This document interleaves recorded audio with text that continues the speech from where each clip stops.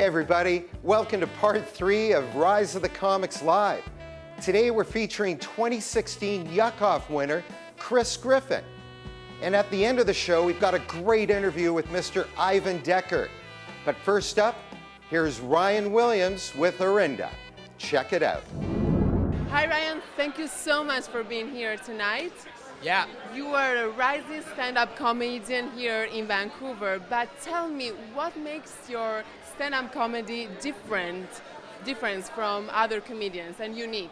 There's a lot of single young white guys in their 20s that do stand-up comedy, but I'm the only one that shaves my beard, so it makes me very unique from the rest of those guys. That's fantastic, and I wish you very good luck for tonight. Oh, thank you so much. Thank you. Yeah, awesome.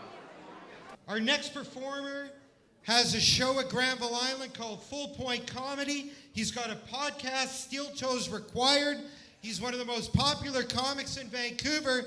Ladies and gentlemen, please give some love in the room for Mr. Ryan Williams.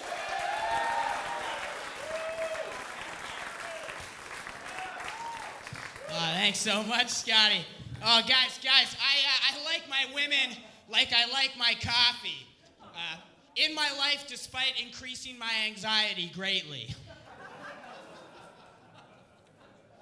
I had a weird summer. I found out that I have general anxiety disorder. Found out I have really bad anxiety. And how I found out was I went on a roller coaster for the first time this summer. And I don't know if you've ever been on a roller coaster before, but when you get to the top of a roller coaster, like right before it drops, right before it's about to drop, you get this feeling of impending doom and dread, also mixed with excitement. And I found out that is not how you're supposed to feel all the time, always.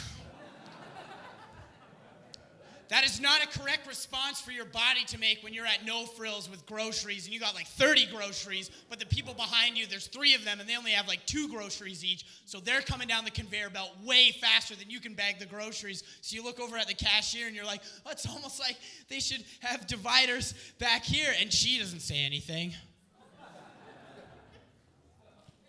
I should have known I had bad anxiety because the line for the roller coaster was as exciting as the roller coaster. Because the whole time, I didn't know this, but I went to the P&E by myself. I didn't know that's a giant red flag as a single dude.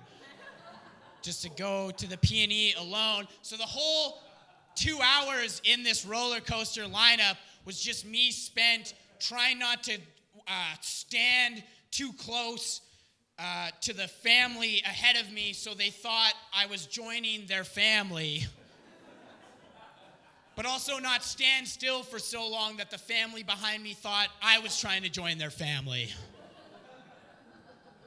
Like, fear of heights is terrifying. That makes a roller coaster insane. But fear of being perceived as joining someone's family, that's fucking the most exhilarating thing in the world. I was less terrified of the roller coaster and more terrified of just being in a family's picture later on. Like, just when that photo of you coming down the roller coaster is put on some family's fridge after, and someone just goes over, it's like a work friend, it's Ted, it's like, hey, is that your nephew sitting beside you? And the dad's just like, yeah, he wishes. Some people are like, oh, it seems weird that you would do stand-up if you have bad anxiety. That probably does not seem like something that's very calming. But this is actually perhaps one of the most easiest things I'll do all day. Like, this is probably the easiest part of my day. Like, the feeling that an entire the entire church hall of strangers has their eyes upon me, judging me at every single moment, judging every word that comes out of my mouth, every single movement my body makes. If I make any mistake, no matter how large or how small, it will emotionally devastate me. That's every day, motherfucker! This is all the time. I think I started doing stand-up because I don't know if this has ever happened to you. You're out on the town, and you're by yourself, and you're walking around, and then there's a group of people, and then that group of people starts laughing. And like deep down inside, you know logically like that they're just a couple of chums like having a chuckle, having a good time. But deep down inside, you're like, oh, you know they're for sure laughing at you. But then I started doing stand-up, and now whenever a room full of people starts laughing, I'm like, it was probably about something else. It's probably some snide remark. The worst part was I like when you're as the line kept progressing, it dawned on me more and more what I was doing was weird. Because it seemed like everyone in the lineup was talking to another human being, and I was the only person in a horde of people in a giant iron snake of fences just walking to go on this roller coaster. So I wanted to go on my cell phone. Now the thing is, I'm very embarrassed about my cell phone. Now, does anyone here have an iPhone 7? A couple of people. We're in the waspy west side of Vancouver. A couple of high rollers. Does anyone here have an Alcatel One Touch?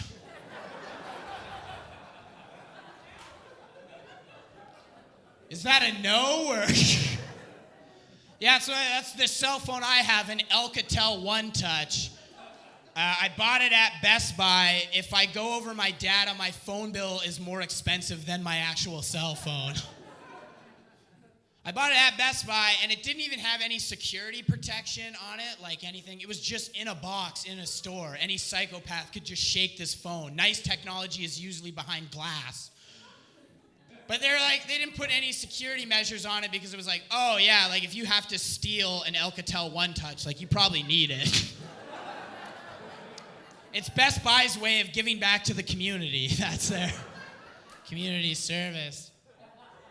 One time I was waiting for the bus in Richmond where I work, and everyone was on their phone. There was 4 other individuals and myself on their cell phones, looking at their cell phones. And there was a person that I see in the neighborhood often who, I'll just let you know, has a very severe mental disability. And she was very interested that day in everyone's phones. So she went up to everyone and she would ask them, Samsung or iPhone? And the person would be like, oh, it's an iPhone. And she would say, oh, good phone, good phone, good phone. And then go up to the next person and be like, Samsung or iPhone? And they'd be like, it's an iPhone. Oh, good phone, good phone. Samsung or iPhone? It's a Samsung actually. Oh, good phone, good phone. But then she got to me. And she was like, Samsung or iPhone? And I was like, well, actually, it's an Alcatel One Touch. And I can't make this up. This is 100% true. She just went, no! No! No! And I think she could tell how embarrassed I was. My face went red, and I felt pretty shitty. And then she did the most wholesome thing I think anyone's ever done in the history of my life. She went up to me, and she was like, tapped me on the shoulder and just went, there. It's okay. You tried your best. So that's why I wasn't using my cell phone in the lineup at the P&E.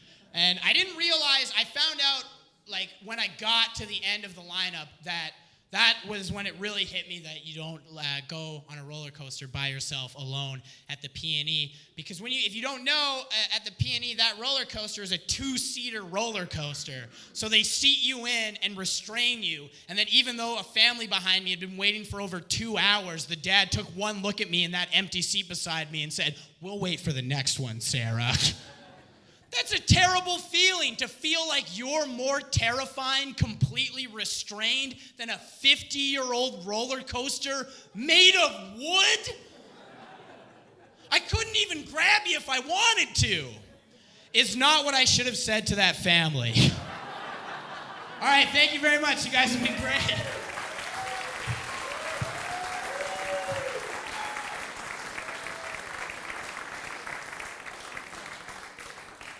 How about a hand? Yeah, for me. Do it for me.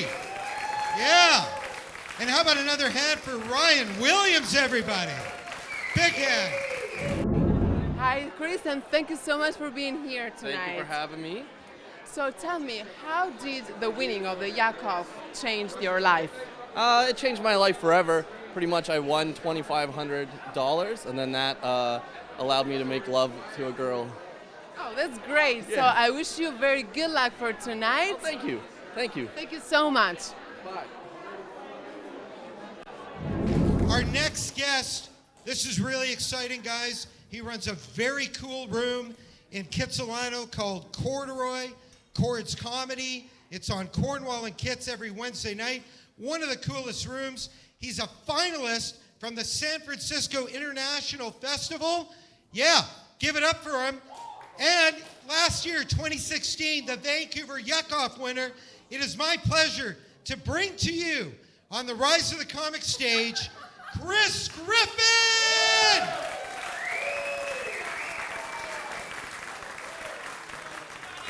Everybody, my goodness. We put this whole thing together. Wow. Super cool. Yeah. I texted him today. He's like, do not message me or email me on my BlackBerry. He's like, I don't get Hotmail on my BlackBerry. I'm like, I didn't know either of those things still existed, Scott, but that's all right. It's all right. Good. I underdressed. But that's fine. We'll get through it. I've lived in Vancouver about 4 years now. Boy, do I love it. And originally, I'm from Calgary. 200 people and 4 people clap. Thanks, guys. Show's over, dicks. Wow. Wow. No, I'm used to it now. I get it now. When I first moved, I didn't know. I had no idea. I was so pumped to move to Vancouver, but I had no idea that the entirety of BC just hates Alberta. Like the whole thing, yeah, hates them. And at first I thought it was a sports thing, because we actually have Stanley Cups there. But it's a, what? But you guys don't like facts? This is a Trump crowd? Cool. You see that? That'll upset. You can make fun of the Canucks all you want, but you call somebody a Trump fan in Vancouver, they're like, fuck you. No, don't you dare. But I don't know, man. But then I found out it's bigger than that. It's bigger than sports. They're like, no, you're all rednecks. I used to get so upset. I'm like, no, we're not. But I have to go back a lot for comedy. Last time I was there, even my best friend's like, I got super drunk last night and slept in the dumpster. I'm like, fuck. Man, you're not helping anything, man.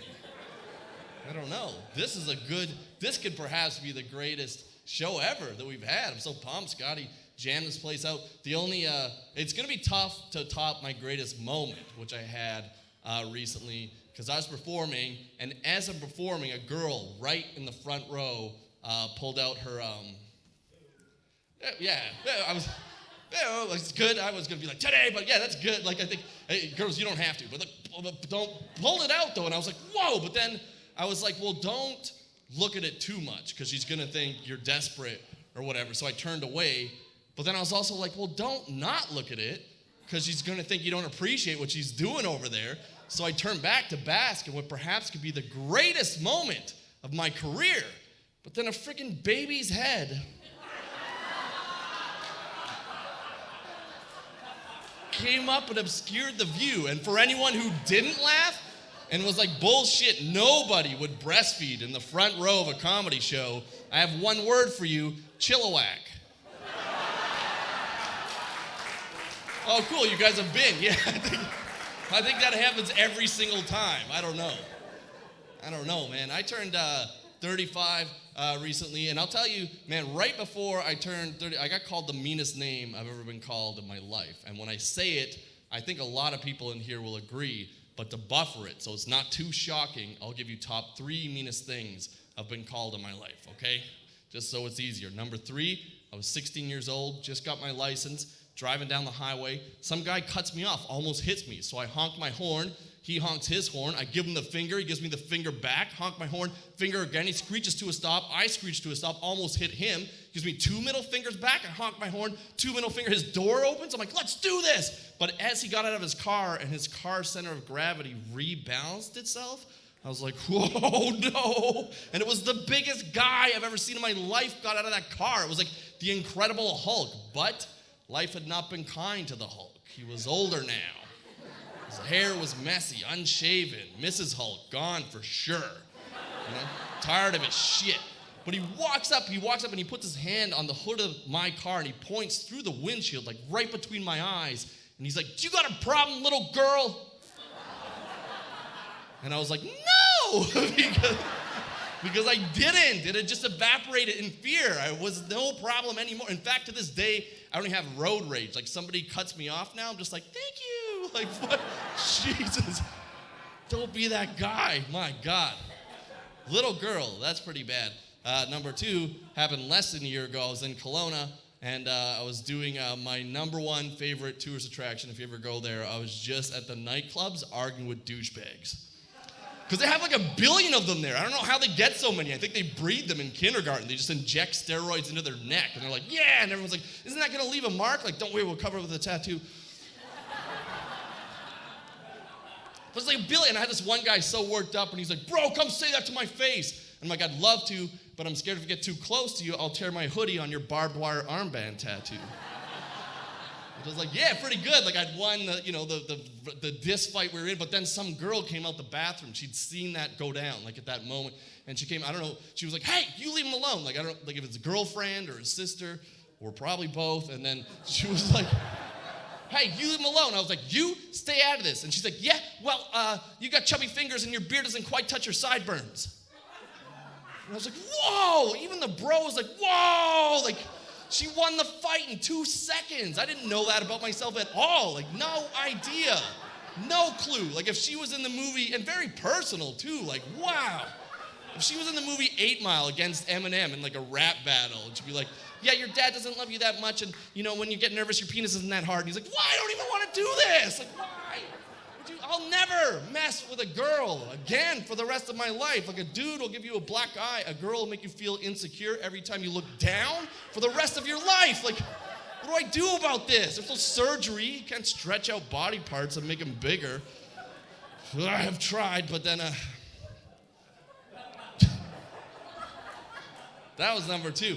Number 1 happened just like I said, right before I turned 35. And I was in Victoria. I was at this bar called the Sticky Wicket. Good bar. It's in Big Bad John's. The thing about Big Bad John's, they hang bras everywhere. And the other thing is you could eat peanuts and then throw the shells on the ground and just be like, I'm an elephant. Like, alpha stuff. Yeah. So with my friends, Last Call, your headliner tonight, he was there too. And then there was another group of like 19-year-olds, probably their first time in the bar. And then that was just us. And then the kid starts throwing peanuts at our table. So I was like, hey man, one kid, just a little kid, like small headed, like a peanut, I want to throw it on the ground. Just stop, but I couldn't.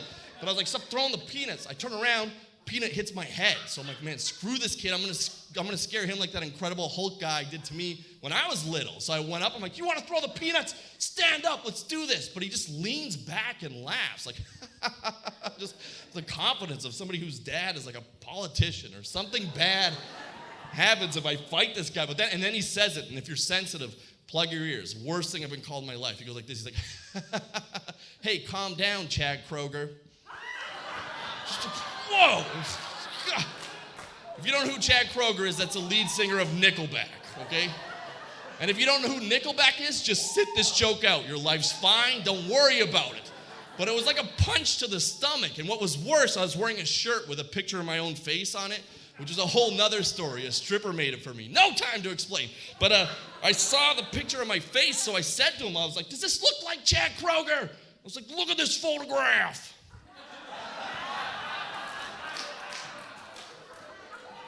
That was for half the audience that knows. But then he just leans back again laughing, and he just points at my shirt and my face. And he's like this. He's like, Chad Kroger, Chad Kroger, Chad Kroger, Chad Kroger, Chad Kroger. I'm like, what is this? What is happening right now? And he wasn't saying it the cool way with like the A on the end, where he's like, hey, calm down, my Kroger. Like, we're friends. It was ER. I didn't think that would work here either. But there's no good racial slurs for white people, I don't think. Like, growing up, people would be like, hey, white trash. I'm like, yeah, that's just accurate. And then honky, cracker, I don't know. But Chad Kroger, that could be the one. I'm pretty sure if you called Chad Kroger, he'd be like, whoa, hey, I know my name. This is how you remind me. But I'm in a fight with this kid, I'm losing the fight. I'm like, go stand up. And security comes. They're like, sir, sit down. I was like, no, I'm not Chad Kroger. And they're like, sit down or we're calling the cops. And at this moment, I've lost the fight. Like, he's laughing at me, his girls laughing at me. But then I remembered it, like, I'm like, I have to beat him. It's a different world now. Emotionally, that's how he's defeating me. So just like a Hail Mary, it came to me. Security's like, we're going to call the cops. And I was like, call them. Call the cops right now because I'm being bullied. It's like, because he's calling me Chad Kroger, and everyone knows I can't play guitar because of my chubby fingers. And this girl hits him. She's like, what the f***, Ethan? You triggered him. That's how you win a fight in 2017, like champion. Yeah, world champ. Good. But I think people are worried. How do you guys feel about Trump? Is that... yeah, and it was, I don't know. I feel the same way you guys do. But because people were like, is America screwed? But I know for a fact it's going to be all right. Everything in the end is always okay. But I know, because I was in San Francisco and I saw one of the most beautiful liberal moments of humanity I've ever seen. It was 3 p.m., sunny day, downtown San Fran. I was walking down the street, and walking towards me were 2 older gentlemen, very tall, holding hands, hairless, naked, Jewish, I presume. Dicks out, and it was a beautiful moment the dick's gross, not good, but the moment was beautiful. Everyone down there loved it, they were taking selfies between the dicks, it was a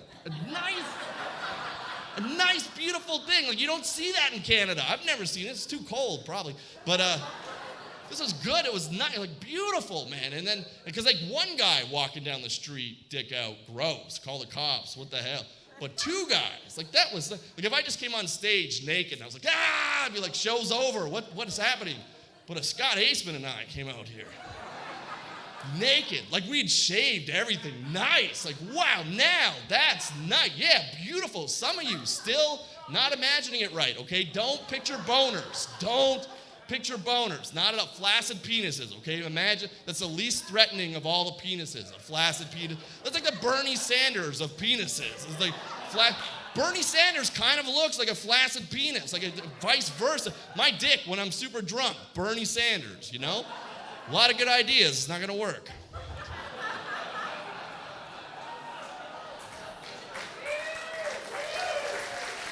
No. A lot of hype, it's not getting in. Hey man, thank you guys so much for coming out. That was Chris Griffin, everybody. Absolutely hilarious. And now we've got a very rare special interview from Mr. Ivan Decker. Enjoy. Thank you so much for being here tonight, and your presence here tonight means a lot for Rise of the Comics. Yeah, it's very exciting to be here. But tell me, why did you accept to headline tonight at Rise of the Comics Live? Oh, I got involved in this because I noticed that, Scott, Mr. Aceman, is doing a really great thing here and giving newer comics an opportunity to be involved in an event like this where there are TV cameras, and in a certain point in your career that will happen, and it's nice to have an exposure to it early on because you kind of get a feel for it. And so it's very good what he's doing to allow these young comedians to experience what something like this is like, so that later on when they do something like the Just for Laughs Festival or the Winnipeg Comedy Festival, they've had some TV experience, because it's a new and scary thing, and I think when you have an opportunity to do it early on, it can really help you later. I want to thank my publicist and event host, Catherine Dixon, for doing a great job. Thank you, Andrew Hasman. Whatever. Give it up for Scott Aceman! Yeah!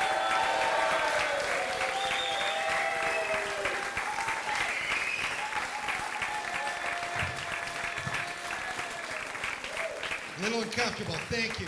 Thank you, Bancorp Financial. What else have we got? Beatty Development, Ryan Beatty, great community builder. Thank you, Ryan Beatty. Branded Experiences, my good friend Richard Lowy running the show. Big hand for Richard Lowy.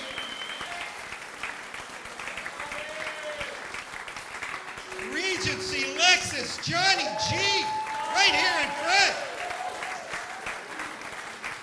Shaw TV, thank you to my director, Mike Keeping. He's up in the balcony. Big hand for Mike Keeping. And look at this stage. Beautifully done by Wes Elm. Thank you, Katie. Thank you so much, Kenny. Thank you so much. And serving great taste since 1928. The oldest restaurant in Western Canada, White Spot. There you go. Please, no drinking and driving. Thank you so much for coming out to Rise of the Comics Live. Drive safely. Please exit the building right back there. Have a great night. Thank you. Give yourselves a big hand.